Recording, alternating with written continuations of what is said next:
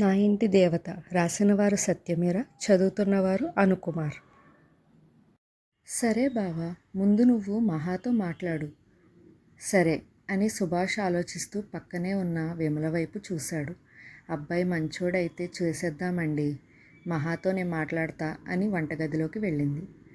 అల్లం ముక్క దంచి టీలో వేసింది మహా. అమ్మా మహా అంటూ లోపలికి వచ్చింది శారద. అయిపోయిందమ్మా, టీ 10 నిమిషాలు అని మరో గిన్నెలో పాలు వేసి స్టవ్పై పెట్టింది, పెరుగుతోడు పెడదామని. అది కాదురా, మావయ్య మాటలు వినే ఉంటావు కదా, అబ్బాయి తాపీ మేస్త్రి, మంచోడు, చెడు అలవాట్లు లేవు అంటున్నారు. నువ్వు పెళ్లి చేసుకుంటావా? ఏ అమ్మా, అప్పుడే నేను మీకు బరువు అయిపోయానా? పెళ్లి చేస్తాను అంటున్నారు.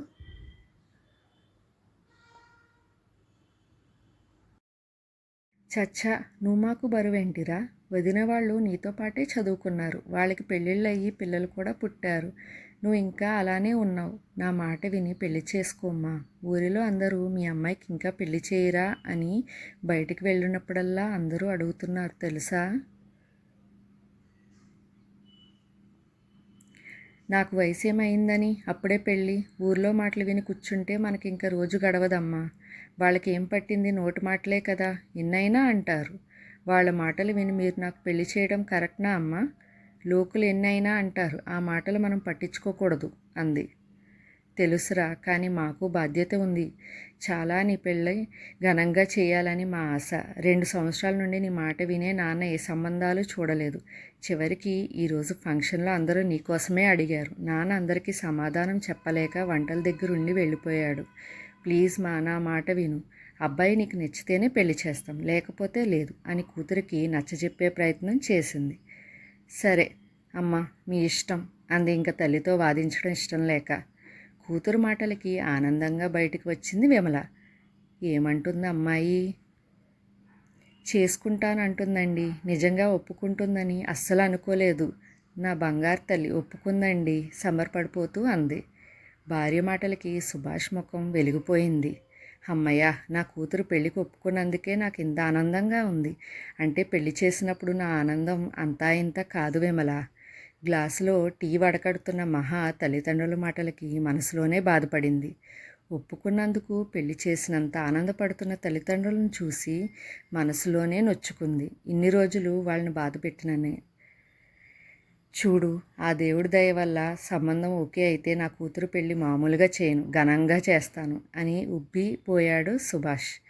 బాగుంది సంబడం, గనికని ఇంటికి తీసుకుని వస్తాను అన్నాడు తమ్ముడు. ఇంకా రాలేదేంటి? గుమ్మం వైపు చూస్తూ అడిగింది. వస్తాడు, ఎందుకంత కంగారు అని మహా ఇచ్చిన టీ గ్లాస్ ఇద్దరూ సోఫాలో కూర్చున్నారు. మహా తన టీ గ్లాస్ తీసుకుని బయట మెట్ల మధ్యన కూర్చుని మేడపైకి అల్లుకుపోయిన సన్నజాజి పాదుని చూసి టీ తాగుతూ ఆలోచనలో మునిగింది. ఏంటో, చదువుకుంటాను అంటే వద్దు అన్నారు, ఇప్పుడు సడన్గా పెళ్ళి అంటే వచ్చేవాడు ఎలా ఉంటాడు? నన్ను అర్థం చేసుకునేవాడు వస్తాడా అనుకుని రకరకాలుగా ఆలోచనలో పదును పెట్టింది. సుజాత, సుజాత, ఇంకా ఎంతసేపు? అవతల వాళ్ళు వచ్చే టైం అయింది, టీ పెట్టావా లేదా?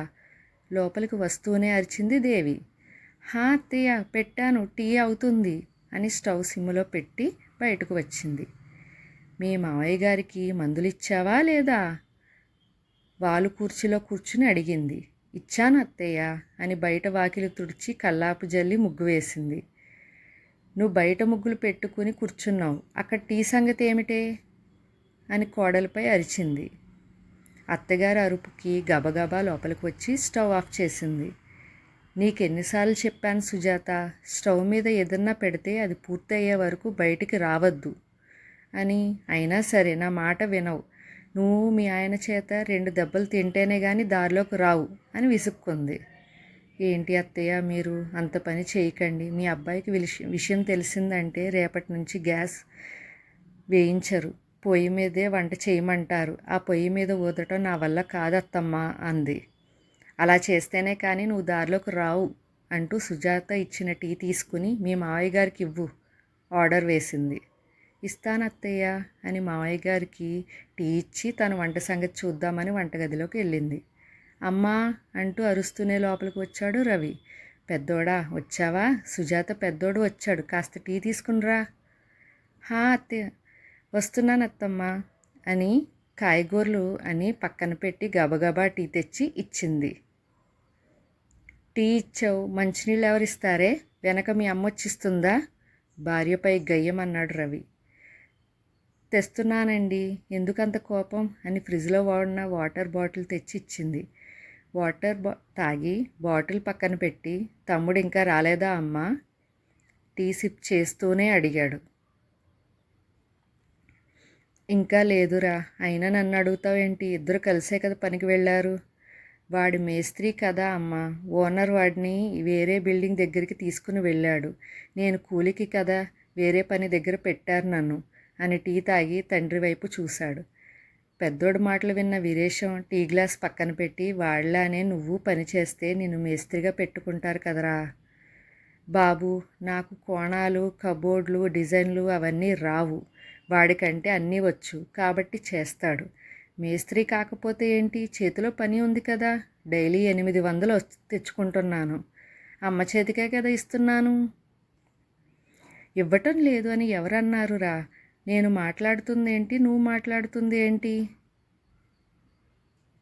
మరి ఎందుకు నాన్న ఎప్పుడు చూసినా తమ్ముడులా మేస్త్రి పని చేయి అంటావు? నాకు రాని పని ఎలా చేస్తాను అని తెచ్చిన కూలి పని 800 దేవిగారి చేతిలో పెట్టి, సుజాత, హా,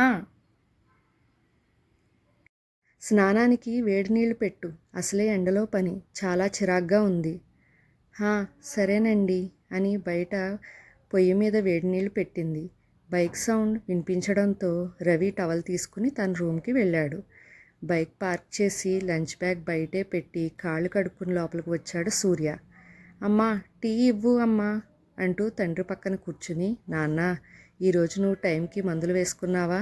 అమ్మా నువ్వు భోజనం చేసావా లేదా అని ఆరాలు తీశాడు. హా చేశాంరా అని పైకి లేచి వంటగదిలోకి వెళ్ళి టీ వేడి చేసి సూర్యకి ఇచ్చింది. అమ్మా కాస్త తలకి నూనె రాయమ్మా, ఈరోజు ఎండల పనేమో ఒళ్ళంతా నొప్పులు అంటూ బద్ధకంగా ఒళ్ళు విరుచుకుని తను తెచ్చిన 1000 రూపాయలు దేవిగారి చేతిలో పెట్టాడు. కొనసాగుతుంది.